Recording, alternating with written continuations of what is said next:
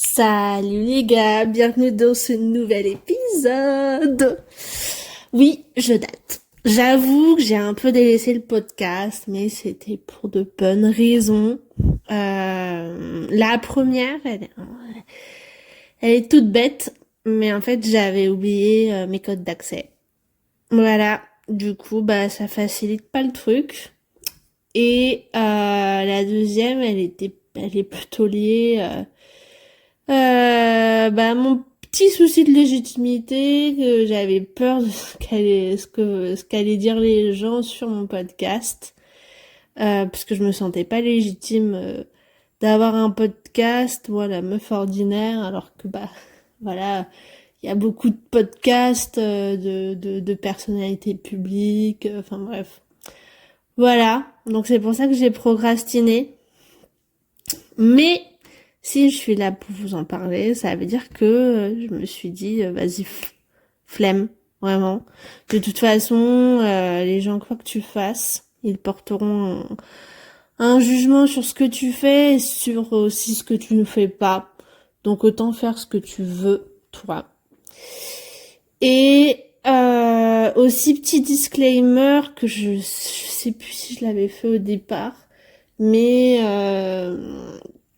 en fait, je fais ce podcast, enfin, ça fait partie de mes raisons pourquoi j'ai lancé ce podcast, c'est que j'ai envie de me, comment on dit? Ah voilà, de m'améliorer à l'oral. Donc c'est normal si j'ai des tics de langage, si je perds mes mots comme je viens de le faire, ou si j'ai du mal à développer, à être, on va dire, compréhensive parce que des fois, mes pensées dans ma tête vont plus vite que celles qui sortent de ma bouche, tout simplement. Donc ça me fait par ce podcast, ça me permet de travailler sur ça et d'être le plus clair possible pour mes interlocuteurs. Voilà. Ceci étant dit, si je suis là pour vous parler, ceci étant dit, je reviens donc pour vous parler d'un sujet qui est un peu deep, mais pas tant. Euh, donc vous avez dû le comprendre par le titre évidemment. Aujourd'hui, on va parler de ce que je souhaite faire maintenant. Donc c'est-à-dire à 25 ans, j'ai eu 25 ans au mois de mars pour ceux qui ne savent pas. Et ne pas attendre du coup de faire ces choses à 50 ans parce que en fait je j'avais pas ouvert les yeux avant. Voilà. Donc dans la première chose, c'est un peu bête mais c'est faire ce qui me rend heureuse. Voilà. Ça a l'air assez simple comme ça, mais ce que je veux dire par là, c'est que c'est arrêter de faire ce qu'on attend de moi et faire davantage ce que moi je veux faire. C'est-à-dire, enfin, c'est pas vraiment un objectif ni une solution, mais je sais pas comment bien le nommer, mais on va dire que c'est plus une volonté, ouais. Parce qu'il n'y a pas d'objectif quantifiable et enfin, et ni une résolution parce que pour moi, résolution, ça veut dire qu'il y a un problème de base, tu vois. Donc ouais, voilà. Faire ce qui me rend heureuse en premier, plutôt que penser à ce que les gens attendent de moi pour me sentir plus épanouie et moins forcée à faire des actions ou à avoir des comportements que en fait j'ai pas envie d'avoir. Je sais pas, je sais pas moi. Là tout de suite j'ai pas d'exemple à vous donner. Enfin, ça. Si quelqu'un de ma famille écoute mon podcast et plus précisément cet épisode, euh, faut pas vous sentir visé, d'accord?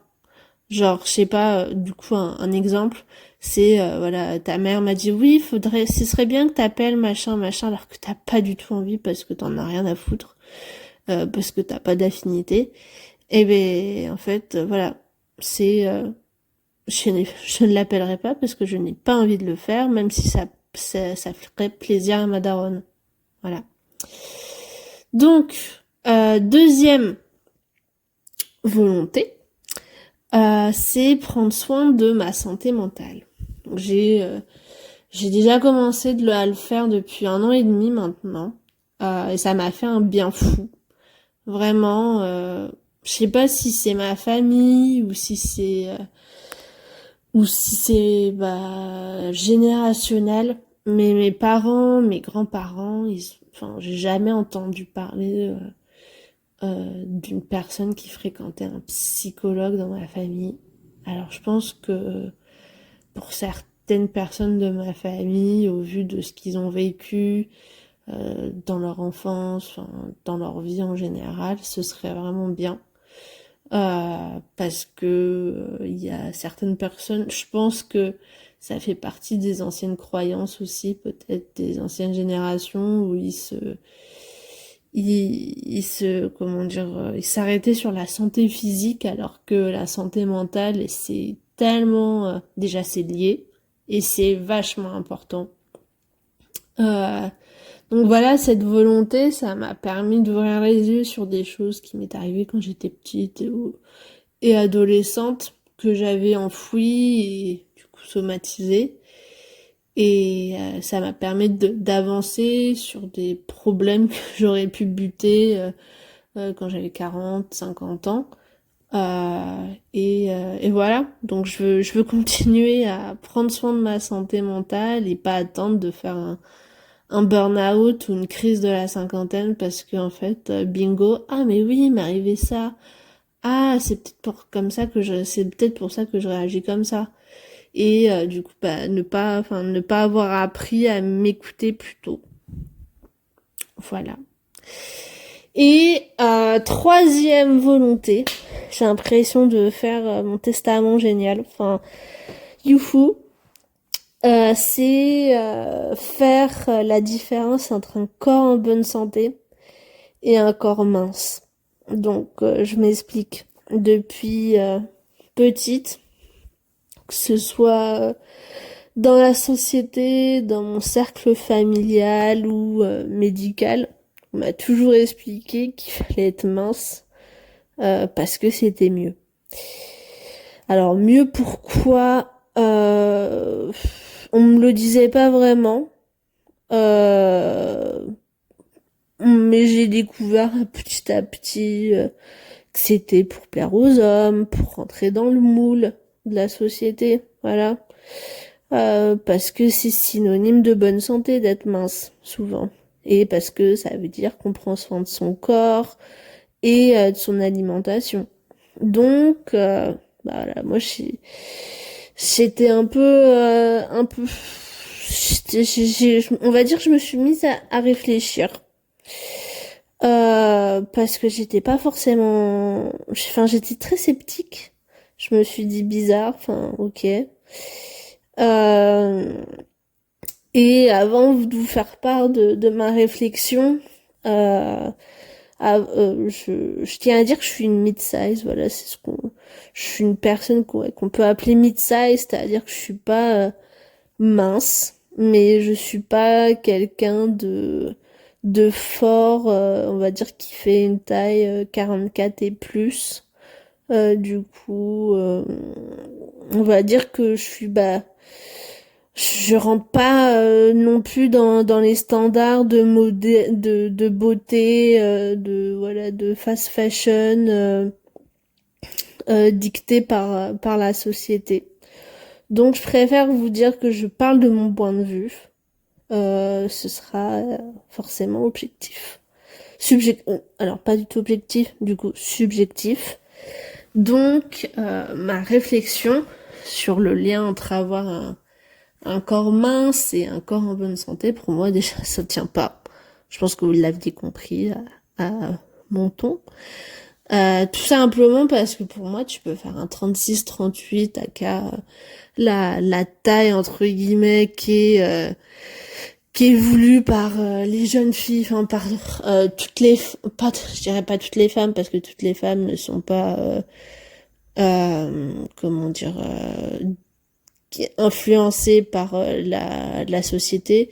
Mais voilà, le 36-38, voilà, c'est comment dire la taille idéale dont on nous parle tout le temps depuis qu'on est petite. Voilà, c'est bien de rentrer dans un 36, enfin bref, voilà, ou même un 38.